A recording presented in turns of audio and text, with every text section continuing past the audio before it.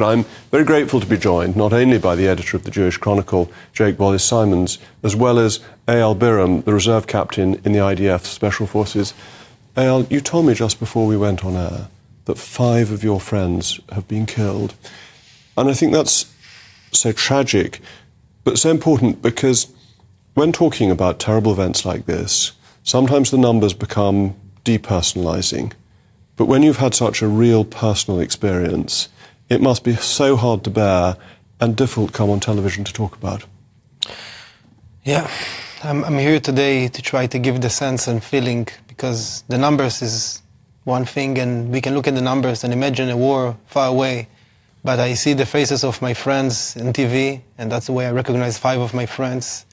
And I hope that I will not see more, but there is 250 people that have been murdered in this festival, and I have many friends that are still there, or they are right now kidnapped by Hamas. I don't know. That's the truth.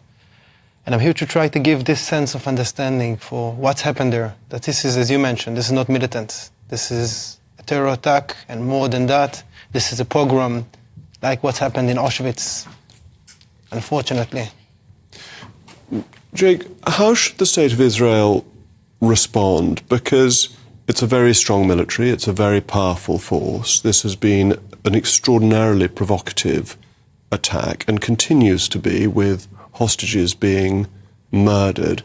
What is the right balance for the Netanyahu government to get in responding? Well, I think to get a sense of the scale of what's gone on, Israel is a very small population by comparison to that of the UK. It's even smaller than the population of London. So proportionately, it will be the equivalent of about 7,500 Britons being killed by terrorists. That's how it feels in Israel at the moment. This is a national trauma. And the real threat, of course, is not just Hamas, but is Hezbollah off the northern border in Lebanon, which has up to 150,000 missiles pointing at Israel. That's more than the arsenal of most nation states, as you mentioned in your introduction, funded and controlled to a large extent, even founded, actually, by the Iranians. And so from Israel's point of view, the thing to avoid is wider regional conflagration. And in the Middle East, the main language that is spoken and understood is that of power, unfortunately, as we've seen. And so for Israel to sit back and listen to the Western liberal voices of kumbaya and open the borders and all be friends, that will lead to just more massacres and will encourage attacks from the north. So Israel does have to respond. Indeed, Britain would respond, and we did respond when we were under existential threat during World War II. It's got to be hard, it's got to be tough, but it's got to be within the rules of warfare. And a strong defensive strategy, closed borders and so on, has been very successful until now. So how does it get back to that situation, and what should it do about Iran? Well, these are huge questions. I mean, the fact that Gaza has been sealed off is something that is criticised a lot, particularly by the left in Britain and across the West. They call it an open-air concentration camp because they sealed the borders. Well, imagine if the borders weren't sealed. In fact, we don't have to imagine. We've seen what has happened, what would have happened in recent years. Now, what Israel does with Iran is another question. You are right to point out that the Biden administration has released $6 billion as part of this prisoner swap. That's not the only pot of money that it's released. There's $10 billion that have been released from an escrow account in Iraq. And there's a further pot of $3 billion in Japan that's under question, and elsewhere. As well as America turning a blind eye to oil sanctions at the moment, not enforcing them. As a result, Iran is able to produce 2 million barrels of oil a day and sell many of them to China. So we have been engaging, particularly the American administration, engaging in a policy of, I'm afraid to say, appeasement, which they call de-escalation, and we see the results. So what will need to be done is a tough response has got to be adopted towards Iran. Nobody wants to see a nuclear weapon arising in Iran, and in order to prevent that, a military strike may be necessary if we don't get tough now.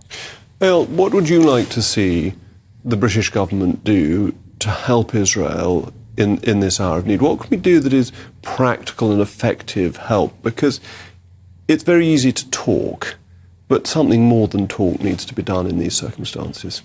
What I hope to have to see, and I've been training and working with British officers during my military service, is that the British Army will send an army, not to fight at the beginning, but just to show their existence in Israel, to show that we are not alone, similar to what the US did. I think this is a necessary move, and this is a way to show, as you mentioned, both of you, this is not a war between Israel and Hamas. And this is not a war between Israel and Gaza, which is a very small geographical area. This is a larger war that started a few years ago in Ukraine and will continue right now in the Middle East. And in order to stop it, that's the only way to prevent it.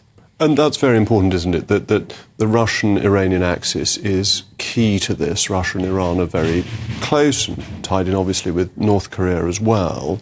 And that they want to destabilize the area. They want to upset the prospects of a Saudi peace deal with Israel. And we need to be clear that it's not just a narrow, localized issue. It is part of a global problem. Absolutely. It would not happen without it. And I just want to mention another point. We do need to make a debrief and understand what happened in Israel and why the intelligence did not know about it. But more than that, what changed from the last every conflict that had been before that, the last wars and operations in Gaza, is that right now this is not a war between Hamas and Israel. This is a war between Iran that decided to attack the West. And they're the one that funded it, they're the one that planned it, and they're the one that sent the ammunition. The same ammunition that been attacked the Ukrainian forces, the British forces, and the American forces right now in Ukraine. Jake, are we really saying that it's actually Donald Trump who got Iran right when he pulled out of the deal with Iran? He recognized it for the dangerous state that it was. And this attempt to cozy up to Iran is behind all of this problem because it's provided the money and the resources for this attack to be launched. I think there's a lot to be said for Donald Trump's maximum pressure policy, whereby he sought to squeeze Iran rather than indulge it. And, I mean, on the one hand, it's true that after pulling out of the nuclear deal without a real solid plan, the Iranians made a lot of progress towards a weapon. That's true. At the same time, the Iranian coffers were drained.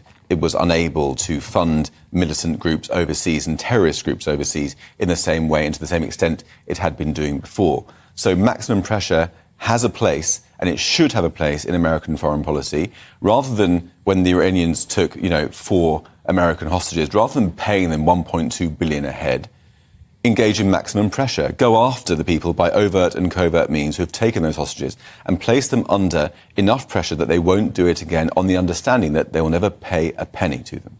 That's the only way forward. And I would just add to what Eyal has been saying, and yourself, that this is a regional struggle, not just actually between Israel as a representative of the democratic free world and the forces of Islamism, but also it's part of a greater cultural war that takes place in the West and indeed here in Britain. It's been astonishing to me and sickening to me and to many in the Jewish community and right-thinking people all over Britain to see that many people, their first response to seeing this terrorist barbarism, this medieval pogroms, as you said, against Jews, the like of which we haven't seen for a long time, but evokes memories going back centuries, even millennia. The response that for most people has been to take up a Palestinian flag and go into the streets in support of these murders. Now, supporting the Palestinians is not an illegitimate cause, it's a respectable cause.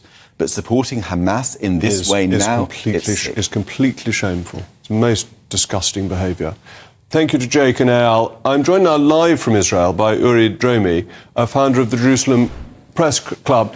Uri, it must be a very difficult, nervous time at the moment. It is indeed. The morning started for me by driving my 21-year-old granddaughter to her military base because she was called back on the reserve. She's a paramedic, and I asked her, what are you going to do? And she said she already knows they're going to take the wounded from the field hospital into the real hospitals according to the wounds. And then I came back here, and immediately there was a barrage of rockets on our city, so I had to go to the shelter. And if this is not enough, then just an hour ago, the neighbor from the floor above us just told us that his brother was killed in the south. So it's all really, every Israeli is now surrounded or involved in the unfolding events. But as much as this is a tragic event, the Israeli society now is showing its strength, and people are coming together, and divides are pushed aside, and we are there. There's a consensus. We were attacked, and we're going to fight back and bring the war to the home of Hamas, and we're going to persevere. And what is the political effect of this? Because obviously Israeli politics has been very complex in recent years. Is it having any effect? People uniting behind the government, or are they criticising it for not being able to stop this? Well, the initial inclination of people is really to put politics aside, said we are in a war and we should all be together. But you can't brush aside the fundamental differences between Israelis, starting from the beginning of the year, about the judicial reform. Some of us call it a constitutional coup. And all the rallies and the protests against it. The call now coming from the public is for a national unity government, and it's a pity that it took so much time to realize that we are in a state of war, and old politics of 3 days ago, should be pushed aside. But eventually, I believe that tomorrow we'll have a war cabinet of some experienced people, and this is what we need at the right time. But I must tell you, the questions are there. Question of the intelligence blunder, the questions about what led us to this, and a time for reckoning will come, but not now. Okay, well, thank you very much. All right-thinking people in the United Kingdom are supporting you and wish you well. So thank you, Yuri and Jake and Eyal, for joining me. I obviously want to hear from you. Let me know what you think, mailmog@gbnews.com.